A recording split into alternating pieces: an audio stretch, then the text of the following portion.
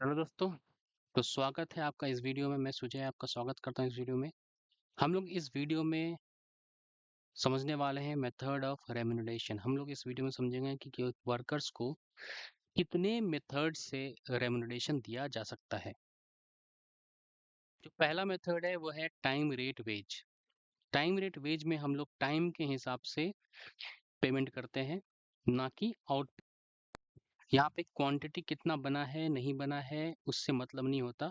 इसमें मतलब होता है कि कितने आवर्स किसी वर्कर ने काम किए, तो जितने आवर्स होंगे उसी के बेसिस पे उसको वेज मिलेगा। इस तरह के वेज के लिए हम लोग पहले से एक रेट फिक्स कर लेते हैं। रेट कितना पैसा देना है 1 घंटे के लिए, पर आवर के लिए किसी भी वर्कर को। तो इसका जो फॉर्मूला होता है wages equal two hours worked into rate per hour. मतलब एक आवर में आपको कितना देना है और वर्कर ने एक्चुअली कितने घंटे काम किए हैं, उसको पेमेंट दे दिया जाता है। तो क्या एडवांटेज है इस तरह के वेज रेट सिस्टम का? पहला तो ये बहुत सिंपल, आपको बस देखना होता है कि इसने कितने घंटे काम किए, वर्कर ने कितने घंटे काम किए और 1 घंटे का रेट क्या है, उसके हिसाब से दे दिया जाता है पैसा। एम्प्लॉयर और एम्प्लॉई दोनों के लिए ही क्या होता है, ये इजी होता है, इजी टू अंडरस्टैंड और कैलकुलेट होता है। सेकंड है क्वालिटी एश्योरेंस। जो वर्कर है उसको कोई रश नहीं है कि वो ज़्यादा प्रोडक्ट बनाए और ज़्यादा से ज़्यादा प्रोडक्शन करे। उसको करना होता है कि अपने काम पे फोकस करना है, और अगर उसको लगता है कि ज़्यादा टाइम देने से क्वालिटी अच्छा हो पाएगा तो वो ज़्यादा टाइम उस किसी भी पर्टिकुलर, जिससे क्वालिटी बेटर होता है। तो इससे क्वालिटी एश्योरेंस आता है। Third, fair for non measurable jobs. ऐसे जॉब जिनको क्वांटिटी में क्वांटिफाई नहीं कर सकते, मतलब क्वांटिटी में नहीं हम लोग माप सकते, जिनका जो आवर्स मतलब कितना काम कर रहे हैं, कितना पीसेस बना रहे हैं, ये सब काउंट नहीं हो सकता जिस जॉब में, उस तरह के जॉब को हम लोग इस वेज रेट सिस्टम से डिफाइन करते हैं। जैसे क्लर्कल जॉब या फिर एडमिनिस्ट्रेटिव जॉब, जिसमें हम लोग ये डिसाइड नहीं कर पाते कितना बना है और किस तरह से मतलब कितना पीसेस बना और कितना क्वांटिटी में काम हुआ है। जैसे अकाउंटेंट का जॉब हो गया, किसी एंट्री प्रोसेसर का जॉब हो गया। तो ऐसा जॉब जिसमें फिजिकल फॉर्म में क्वांटिटी हम या आउटपुट नहीं बनता। फोर्थ है एम्प्लॉय सिक्योरिटी।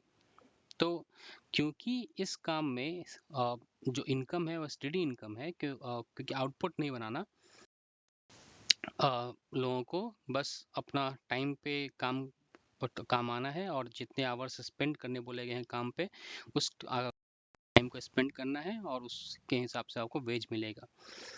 ठीक है, तो इससे क्या होता है कि एम्प्लॉयज़ का मोराल भी बूस्ट अप होता है और उनको एज सिक्योरिटी भी लगता है कि इस कंपनी में या फिर इस तरह का काम में मुझे ज़्यादा फायदा हो रहा है। लेस स्ट्रेस होता है इसमें, कि आपको स्ट्रेसफुल नहीं रहना होता, क्योंकि इसमें आपको बहुत ज़्यादा से ज़्यादा क्वांटिटी नहीं बनाने, आपको ये नहीं करना है कि क्वांटिटी ज़्यादा से बनाए जिससे आपको हाई रेट मिले। तो क्योंकि आवर्स के बेसिस पे काम होने वाला है, तो आप 8 घंटे काम करें या प्रोडक्टिव रहे या 6 घंटे प्रोडक्टिव रहे, आपको उतना ही पैसा मिलना है। तो इसमें अपना पेस के हिसाब से वर्कर होता है, वो अपना पेस के हिसाब से काम करता है, अपने स्पीड के हिसाब से काम करता है। ओके, नेक्स्ट है disadvantages of time rate wage. इसमें क्या होता है कि जो वर्कर है वो बहुत ही लो प्रोडक्टिविटी का हो सकता है। ठीक है, क्योंकि इंसेंटिव नहीं है, तो ज़्यादा जल्दी जल्दी काम करने का कोई फ़ायदा नहीं है एम्प्लॉय के लिए। तो एम्प्लॉय ज़्यादा इफ़िशिएंटली या ज़्यादा फास्टर काम नहीं करेगा, चाहे वो कर भी सकता हो तो वो नहीं करेगा। इससे क्या होगा कि उसका प्रोडक्टिविटी लो हो जाएगा। सेकेंड प्रॉब्लम है डिफ़िकल्ट सुपरविज़न। अब हर एक बंदे के पास एक सुपरवाइज़र आपको रखना पड़ेगा, जिससे मॉनिटर कर पाए कर टाइम वेस्ट ना कर रहा हो। ठीक है, क्योंकि ये वेज आवर्स सिस्टम पे चल रहा है, तो सुपरवाइज करना बहुत ज़रूरी हो जाता है कि अगर टाइम एम्प्लॉय तो आप उसको नहीं पहचान पाएंगे कि कौन टाइम वेस्ट कर रहा है, कौन टाइम वेस्ट नहीं कर रहा है। फिर आता है थर्ड, अनफेयर इफिशिएंट वर्कर्स। जो लोग इफिशिएंटली काम कर रहे हैं, हार्ड वर्किंग है, उनके लिए बहुत ही ज़्यादा क्या होता है कि बहुत ज़्यादा अनफेयर होता है, क्योंकि इस सिस्टम में प्रोडक्टिव जो है उसके लिए कोई चांस नहीं है कि वो अपना प्रोडक्टिविटी दिखा पाए। ठीक है, तो हार्ड वर्किंग एम्प्लॉयज के लिए ये बहुत ज़्यादा अनफेयर है। ठीक है, क्योंकि अगर कोई 8 घंटा पर्टिकुलरली अच्छे से काम कर रहा है और कोई 6 घंटा भी प्रोडक्टिविटी से काम कर रहा है, तो दोनों को सेम ही सैलरी मिला है, क्योंकि इसमें आवर्स के बेसिस पे बस आपको ऑफिस में टाइम बिताना है 8 घंटे तक, आपको टाइम मिल जाएगा। चाहे आप काम कर रहे थे नहीं कर रहे थे, अगर सुपरवाइजर था तो वो देख पाएगा, लेकिन अगर सुपरवाइजर नहीं है तो फिर टाइम वेस्टेज भी वहाँ पे हो सकता है। फोर्थली फॉर एम्प्लॉयर, तो क्योंकि आइडल टाइम का भी पैसा मिलेगा यहाँ पे, क्योंकि आप तो काम नहीं भी कर रहे होंगे तो उस टाइम पे भी आपको पैसा मिलेगा, जिससे कंपनी का क्या होता है कि लेबर कॉस्ट इंक्रीज हो जाता है। ठीक है, लेकिन उस तरह का आउटपुट हो सकता है हो एम्प्लॉयर्स को, तो इसीलिए ये थोड़ा कॉस्टली सिस्टम है। फिर आता है कि डिस्करेजेस इनोवेशन। ठीक है, क्योंकि इम्प्रूवमेंट दिखाने के लिए या फिर इम्प्रूवमेंट करने के लिए रिवॉर्ड नहीं दिया जा रहा, स्पीड से काम करने के लिए कोई डायरेक्ट रिवॉर्ड नहीं है, तो इनोवेशंस का कोई भी यहाँ पे बात नहीं होगा, क्योंकि ज़्यादा डीमोटिवेटेड है, या फिर ऐसा बोल ले कि वो लेजी हो चुका है कि उसको इनोवेशन नहीं करना। ठीक है, तो इम्प्रूवमेंट भी नहीं करना इस तरह के वेज रेट सिस्टम में। फिर आते हैं हम लोग straight piece wage rate system.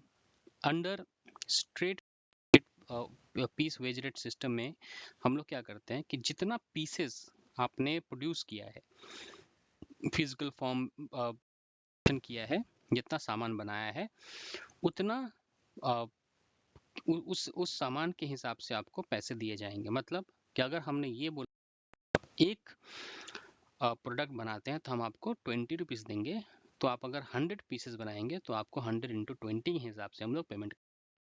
तो इसका सिंपल सा फॉर्मूला है वेजेस का कि नंबर ऑफ यूनिट प्रोड्यूस्ड, कितना आपने प्रोड्यूस किया, और एक यूनिट प्रोड्यूस करने पे कितना वेज दिया जाएगा। तो इसी को बोलते हैं हम लोग स्ट्रेट पीस वेज सिस्टम। क्या एडवांटेज है इस तरह के वेज सिस्टम में? जो वर्कर होता है बहुत ज़्यादा प्रोडक्टिव होता है, क्योंकि उसको पता है कि अगर हम ज़्यादा पीसेस बनाएंगे तो ज़्यादा पैसा मिलेगा। ठीक है, तो वो ज़्यादा प्रोडक्टिव रहेगा। सेकेंड है नो नीड, इसमें सुपरविजन का भी जरूरत नहीं पड़ता, क्योंकि सुपरविजन करने का जरूरत इसलिए नहीं है क्योंकि वर्कर खुद मोटिवेटेड है, वो जानता है कि वो ज़्यादा प्रोड्यूस करेगा सामान तो उसको ज़्यादा वेजेस मिलेगा, उसको ज़्यादा पैसा मिलेगा। थर्ड है फेयर फॉर हार्ड वर्कर्स। तो जो लोग हार्ड वर्क करते हैं उन सिस्टम है, क्योंकि उनको पता है कि हम जितना ज़्यादा मेहनत करेंगे उतना ज़्यादा पैसा मिलेगा, तो उनको एक फेयर चांस मिलता है अपना इफिशिएंसी दिखाने का। फोर्थ है इनकरेज डेवलपमेंट। तो जो लोग हार्ड वर्किंग एम्प्लॉय हैं, जो वर्कर्स ज़्यादा स्पीड में काम करना चाहते हैं, उनको क्या करता ये इनकरेज करता है कि वो अपना स्किल को और ज़्यादा इम्प्रूव, स्पीड को और ज़्यादा इम्प्रूव करें, जिससे वो जितना ज़्यादा इम्प्रूवमेंट करेंगे उतना ज़्यादा उनको पैसे भी मिलेंगे। लास्ट है रिड्यूसेस कॉस्ट पर। अब क्योंकि हमारा फिक्स्ड कॉस्ट तो सेम है, हम एक प्रोडक्ट का प्रोडक्शन कर रहे हो या 100 प्रोडक्ट बना रहे हो या फिर 10 प्रोडक्ट बना रहे हो, प्रोडक्शन तो आउटपुट कितना भी हो रहा है, हमारा फिक्स्ड कॉस्ट सेम ही रहेगा। सपोज कीजिए मेरा जो फिक्स्ड कॉस्ट है, सपोज कीजिए रेंट, फैक्ट्री का रेंट मेरा 2,000 रुपये है, तो मैं अगर एक प्रोडक्ट बना रहा हूँ तो एक प्रोडक्ट के लिए मेरा फैक्ट्री कॉस्ट जो है 2,000 लग रहा है। उसी तरह से अगर मैं 2 प्रोडक्ट बनाऊँ तो मेरा फैक्ट्री 1,000 रुपये एक प्रोडक्ट के लिए हो जाएगा। तो इससे क्या समझ में आ रहा है कि जितना ज़्यादा आउटपुट मेरा बढ़ेगा, जितना ज़्यादा आउटपुट हम बनाएंगे, हमारा फिक्स्ड कॉस्ट का जो पर यूनिट कॉस्ट है वो कमते चला जाएगा। फिर आता है लिमिटेशन स्ट्रेट पीस वेज। मतलब क्या डिसएडवांटेज है स्ट्रेट पीस वेज रेट का? तो इसमें जो है क्वालिटी खराब हो सकता है। क्यों क्वालिटी खराब हो सकता है? क्योंकि अगर वर्कर ये चाह रहा है कि उसको प्रोडक्ट बनाना है और प्रोडक्शन करना है जिससे वो ज़्यादा पैसा कमाए, तो वो चाहेगा कि वो जल्दी जल्दी प्रोडक्ट बनाए, चाहे कम क्वालिटी कंप्रोमाइज क्यों ना। ठीक है। दूसरा है वर्कर्स फैटिग। अब यहाँ पे क्या है कि वर्कर ज़्यादा कमाने के लिए कर दे रहा है और बहुत ज़्यादा काम कर रहा है। इससे क्या हो सकता है, उसको मेंटली और फिजिकली फैटिग हो सकता है, वो थक सकता है, उसको रेस्ट का जरूरत पड़ेगा या फिर वो बीमार। ठीक है, तो इसीलिए टाइम टू टाइम वर्कर्स को रेस्ट लेना भी ज़रूरी है। लेकिन इस पीस रेट सिस्टम में क्योंकि वर्कर सोचेगा कि हम ज़्यादा से ज़्यादा काम करेंगे तो उसको नहीं मिल पाएगा मेंटली और फिजिकली। थर्ड है अनइक्वल अर्निंग्स।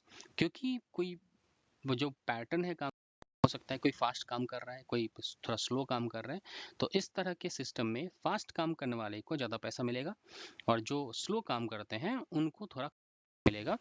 इससे उनका मोरल हो सकता है डाउन हो जाए, तो अनइक्वल अर्निंग हो सकता है। फोर्थ है not suitable for all jobs. क्योंकि इसमें फिजिकल पीस रेट या आउटपुट के बेसिस पे डिसाइड किया जाता है कि किसका परफॉर्मेंस कैसा है। तो जिन काम को हम लोग पीसेस में डिफाइन नहीं कर पाएंगे या आइडेंटिफाई नहीं कर पाएंगे, उस जो मेथड है वो सुटेबल नहीं है। जैसे ऑफिस वर्क, अकाउंटेंट्स ये, और या फिर एडमिनिस्ट्रेशन में जो लोग काम करते हैं, इसमें जो लोग काम करते हैं, डेटा एंट्री का जो लोग काम करते हैं, उन लोगों के लिए ये सुटेबल नहीं है। क्योंकि वो पीसेस में काम नहीं करते, उनका काम जो है वो पीसेस में नहीं होता। आवर्स के बेसिस पे उनका काउंट किया जाए तो फिर उनके लिए फेयर है, नहीं तो इस उनके अगर पीसेस के हिसाब से करेंगे तो उनके लिए सुटेबल नहीं हो, अप्लाई ही नहीं हो पाएगा उस जगह पे इस तरह का मेथड। लास्ट है नो सिक्योरिटी फॉर इनकम। अब क्या होता है कि सिक्योरिटी नहीं है इनकम का। इनकम का सिक्योरिटी क्यों नहीं है? क्योंकि ब्रेकडाउन हो गया या वर्कर क्या हो जाएगा अगर काम बंद हो गया एक दिन के लिए, या फिर वर्कर का स्ट्राइक हो गया। क्योंकि यहाँ पे पीसेस के हिसाब से पैसा मिलने वाला है, तो अगर एक भी पीस नहीं बना तो एक भी पैसा नहीं मिलेगा। तो इसमें जॉब मतलब इनकम का कोई नहीं है। मतलब आप जब तक काम कर रहे हैं तब तक आपको पैसा मिल रहा है, जब आप काम करना बंद कर देंगे तो आपको पैसा नहीं मिलेगा। सिंपल। फिर आता है differential piece rate system. Differential piece rate system क्या है? डिफरेंशियल पीस रेट सिस्टम बोलता है कि उन रिवॉर्ड दो या हाई रेट में पैसा वेजेस दो जो लोग अच्छा काम करते हैं। मतलब स्टैंडर्ड सेट कर दिया है कि हम एक दिन में 100 यूनिट बनाएंगे, तो अगर 100 यूनिट से जो भी वर्कर ज़्यादा बनाता है वो मान लिया जाएगा कि वो है प्रोडक्टिव है या इफिशिएंट है। तो समझा जाएगा कि वो वर्कर अबव स्टैंडर्ड प्रोडक्ट बना रहा है। मतलब 100 से ज़्यादा बनाया मतलब अबव स्टैंडर्ड बनाया, से कम बनाया तो बिलो स्टैंडर्ड बनाया। तो जो लोग अबव स्टैंडर्ड सामान बना रहे हैं, जो अच्छा काम कर रहे हैं, परफॉर्मेंस अच्छा दे रहे हैं, उनको ज़्यादा रेट पे पेमेंट करो। और जो लोग कम अंडर परफॉर्म्ड है, मतलब sorry under not under perform, मतलब लोअर देन स्टैंडर्ड परफॉर्म कर, बिलो स्टैंडर्ड परफॉर्म कर रहे हैं, उनको लोअर रेट पे वेजेस दो। ठीक है। इससे क्या होगा? इससे ये होगा कि जो लोग अच्छा काम करेंगे उनको मिलेगा, और जो लोग खराब काम करेंगे, बिलो स्टैंडर्ड काम करेंगे, उनको पिनलाइज किया जाएगा। ठीक है। तो डिफरेंशियल पीस रेट सिस्टम कुछ इस तरह। इसमें जो हम लोग मेनली दो पीस रेट सिस्टम का बात करेंगे, जो एक दिया गया है एफडब्ल्यू टेलर के द्वारा और दूसरा जो है वो है differential piece rate plan.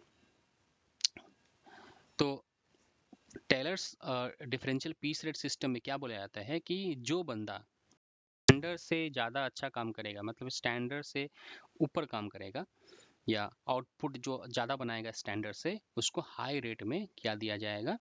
High rate में वेजेस दिया जाएगा। और जो बिलो मतलब जो कम बनाएगा, स्टैंडर्ड से कम आउटपुट बनाएगा, उसको लो दिया जाएगा।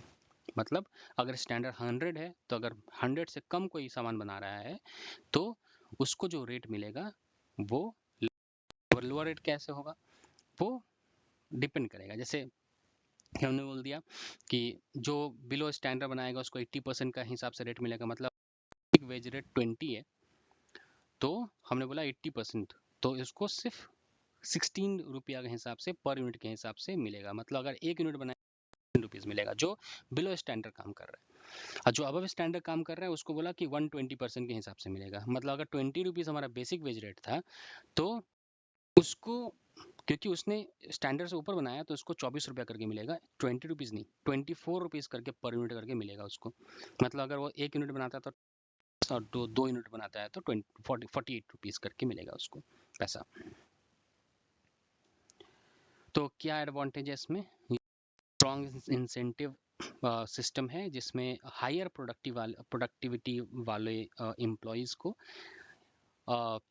रिवॉर्ड दिया हायर रेट के हिसाब से बेच दे के। फिर है ये बहुत ज़्यादा अंडरस्टैंडेबल होता है, मतलब वर्कर और दोनों ही बहुत इजीली इसको समझ सकते हैं, और एम्प्लॉयर इसको बहुत इजीली इम्प्लीमेंट भी कर सकता है। ये जो अच्छा काम करते हैं, परफॉर्मेंस अच्छा करना चाहते हैं, उनको इनकरेज करता है कि अपना परफॉर्मेंस को कंसिस्टेंट रखो जिससे तुमको ज़्यादा से ज़्यादा वेज। और फोर्थ है हेल्प्स आइडेंटिफाई एफिशिएंट वर्कर्स और कौन वर्कर एफिशिएंट है कौन वर्कर इनएफिशिएंट है उसमें हेल्प करता है। फिर लास्ट आता है पेनलाइजेस लेजीनेस और इनएफिशिएंसी, और जो लोग लेजी है और इनएफिशिएंसी है वर्कर्स उनको पेनलाइज करता है ये सिस्टम। फिर आता है डिसएडवांटेजेस। लोअर वेजेस से अगर वर्कर स्लो है तो उसको लोअर रेट मिलेगा वेजेस का, क्योंकि उसको लोअर वेजेस मिला है तो इससे वो डिमोटिवेट हो सकता है, वो उसको हो सकता है कि आगे काम करने में प्रॉब्लम्स हो, तो डिमोटिवेट होकर वो काम करेगा। सेकंड है मे कॉज स्ट्रेस और ओवरवर्क। अब क्योंकि ज़्यादा काम करने बनाने से क्या मिल रहा है कि वेजेस मिल रहा है ज़्यादा, तो जो वर्कर है वो ज़्यादा से ज़्यादा प्रोडक्ट बनाने का ट्राई कर रहा है, इससे क्या हो सकता है स्ट्रेस और ओवरवर्क हो सकता है। थर्ड है क्वालिटी में सफ़र अंडर प्रेशर। अब क्या है कि क्योंकि ये ज़्यादा से ज़्यादा गुड्स बनाने का प्रेशर बहुत ज़्यादा है, क्योंकि इसमें अगर बिल गया तो पेनलाइज किया जाएगा, तो क्वालिटी सफ़र हो सकता है प्रोडक्ट का। फोर्थ है difficult to fix the standard output. Standard output को कितना फिक्स करें, का स्टैंडर्ड फिक्स करें या 150 यूनिट का स्टैंडर्ड फिक्स करें, ये सोचना थोड़ा बहुत मुश्किल है, क्योंकि अगर हमने गलत स्टैंडर्ड फिक्स कर दिया तो ऐसा स्टैंडर्ड फिक्स किया जो अचीव करना बहुत मुश्किल है, तो वर्कर्स डिमोटिवेट हो जाएंगे। और अगर हमने ऐसा स्टैंडर्ड फिक्स कर दिया जो अचीव करना बहुत, तो वर्कर्स ज़्यादा से ज़्यादा प्रोडक्ट बनाएंगे और कंपनी को का कॉस्ट लग जाएगा इसमें बहुत ज़्यादा। लास्ट है unsuitable for team based work, क्योंकि बहुत ज़्यादा बायस्ड और सेल्फिश इंसेंटिव पीस सिस्टम है। तो इसमें क्या होता है कि अगर हम लोग टीम हैं तो इस मेथड से, मतलब इस डिफरेंशियल पीस रेट से नहीं हो सकता। क्यों? क्योंकि अगर टीम वर्क हम चाहिए तो यहाँ पे क्योंकि किया कि जो जितना ज़्यादा प्रोडक्ट बनाएगा वो उतना ज़्यादा पैसा पाएगा, तो इसमें टीम वर्क हो ही नहीं पाएगा। तो ये अनसुटेबल फॉर टीम वर्क है, क्योंकि लोग सोचेंगे ज़्यादा से ज़्यादा अपने लिए अपना हाथ में जो काम है वो ज़्यादा से ज़्यादा प्रोडक्ट बनाने का ट्राई करेंगे, जिससे क्या हो जाएगा कि उनको ज़्यादा पैसा मिले, वो टीम के बारे में कभी। फिर आता है मेरिक्स डिफरेंशियल पीस रेट सिस्टम। ये थोड़ा सा फ्लेक्सिबल है टेलर से, और इसमें एक खास बात है कि सिस्टम में जो लेजी थे और जो इनएफिशिएंट थे उनको पेनलाइज किया जा रहा था, लेकिन इस सिस्टम में किसी को पेनलाइज किया नहीं जाता है। ठीक है, ये इफिशिएंसी का लेवल और उसके हिसाब से आपका बेस वेज रेट सेट करता है। तो अगर इफिशिएंसी लेवल जो मेरिक के डिफरेंशियल पीस रेट के हिसाब से बता रहा हूँ, इफिशिएंसी का लेवल अगर 83 पॉइंट मतलब 0 से लेके 83.33% तक है स्टैंडर्ड का, तो बेसिक जो रेट होगा उतना आपको पैसा मिल जाएगा। अगर आपका इफिशिएंसी जो है वो 83.33% से लेके 100% तक का है तो आपको मिलेगा 110% बेसिक रेट का। और अगर आप एफिशिएंसी है वो 100% से ऊपर जा रहा है तो आपका जो वेज है वो आपको मिलेगा 120% ऑफ बेसिक रेट। मतलब समझ लीजिए आपका 20 रेट सेट किया गया, तो अगर आप 83.33 तक स्टैंडर्ड मतलब इफिशिएंसी रखते हैं तो आपको मिलेगा 20, और 83.33 से लेकर 100% तक का इफिशिएंसी रखते हैं तो वो आपको मिलेगा 22 रुपया पर यूनिट, और अगर आपका स्टैंडर्ड जो है से ऊपर है तो आपको मिलेगा 24 रुपया पर यूनिट। तो इस तरह से सेट किया जा सकता है। तो इफिशिएंसी मैं आपको नेक्स्ट वीडियो में बताऊंगा। तो एडवांटेजेस क्या है मेरिक मेथड का। तो इससे क्या होता है कि का जो मेथड था उसमें क्या होता कि पेनलाइज किया जा रहा था, इससे डिमोटिवेट हो रहे थे एम्प्लॉइज, लेकिन इस मेथड में डिमोटिवेट करने का कोई इसमें क्या होता है कि अगर आपने सही से काम नहीं किया आपको बेसिक रेट तो जरूर मिलेगा, इससे कम एम्प्लॉय जो है वो क्या नहीं होता, डीमोटिवेट नहीं होता, इससे इनकरेजमेंट मिलता है। सेकंड पॉइंट वही है, encourages improvement without demoralising slow workers. Slow worker को इनकरेज करता है इंप्रूव करने के लिए अपने आप को, ठीक है। जो मीडियम परफॉर्मर्स हैं उनको भी फेयर चांस मिलता है कि वो अपने आप को इंप्रूव कर पाए। फोर्थ है balance between reward and penalty, ठीक है। और ये रिवॉर्ड एंड पेनल्टी के बीच में बैलेंस में रहते हैं, क्योंकि अगर स्लो वर्कर्स है जो अच्छा काम नहीं, मतलब परफॉर्मेंस अच्छा नहीं दे पा रहा है, उनको ये चांस देता है कि वो लोग इंकरेज कर पाए अपने आप को बैलेंस कर पाए, और जो अच्छा काम कर रहे हैं उनको क्या करते हैं, रिवॉर्ड देते हैं। लास्ट है improves overall moral and productivity, क्योंकि यहाँ पे किसी को भी पेनलाइज नहीं किया जा रहा है इस ये में, और जो अच्छा काम करने को रिवॉर्ड मिल रहा है इनसे, इससे दोनों का ही रिवॉर्ड, मतलब इन दिन दोनों का ही मोरल क्या हो जाता है, बूस्ट अप हो जाता है, और प्रोडक्टिविटी आगे जाके और ज़्यादा इम्प्रूव होता है। डिसएडवांटेजेस है, थोड़ा सा कॉम्प्लेक्स होता है ये, ठीक है, एडमिनिस्ट्रेशन के लिए कि बहुत सारा कैलकुलेशन है तो इसमें कॉम्प्लेक्सिटी थोड़ा सा ज़्यादा। सेकेंड है needs accurate measurement of efficiency. अगर इफिशिएंसी का जो एक मेजरमेंट है वो अगर सुपरवाइजर ने गलत दिया है तो उससे क्या होगा, वेजेस में इफेक्ट पड़ जाएगा और गलत वेजेस पेमेंट हो सकता है। थर्ड है मे स्टिल इग्नोर टीम डायनामिक और नॉन मेजरेबल एफर्ट्स। इसमें क्या होता है कि टीम जो वर्क होता है इसमें भी करना मुश्किल है, क्योंकि यहाँ पे फोकस जो होता है वो खुद के ऊपर होता है कि वो ज़्यादा से ज़्यादा प्रोडक्ट बनाए और ज़्यादा से ज़्यादा वेजेस कमाए। टीम वर्क होना मुश्किल होता है। फोर्थ है risk of workers focusing only on quantity. तो क्योंकि ज़्यादा सामान बना आपको वेजेस मिलेगा, तो क्या होगा कि इसमें ये रिस्क हो जाएगा कि जो वर्कर है वो सिर्फ क्वांटिटी पे फोकस करे, क्वालिटी पे, तो क्वालिटी खराब होने का चांसेस रिस्क रहेगा ही। Difficult to fix exact efficiency rate, और ये फिक्स करना कि एफिशिएंसी रेट कितना होना चाहिए डिफिकल्ट हो जाएगा इस तरह के सिस्टम में कि हमारा एफिशिएंसी कितना रहे तो हम कितना रेट ऑफ वेजेस देना चाहते हैं, कितना रेट में वेजेस देना चाहते हैं, नहीं देना चाहते हैं, ये थोड़ा डिटरमाइन करना थोड़ा सा मुश्किल होता है। तो चलिए इसी के साथ हम लोग क्लोज करते हैं इस चैप्टर को, हम लोग अगले करना स्टार्ट करेंगे। तो बहुत बहुत धन्यवाद आपका। अगर वीडियो अच्छा लगा तो लाइक करो, शेयर करो, सब्सक्राइब करो। मिलते हैं अगले वीडियो में। Thank you.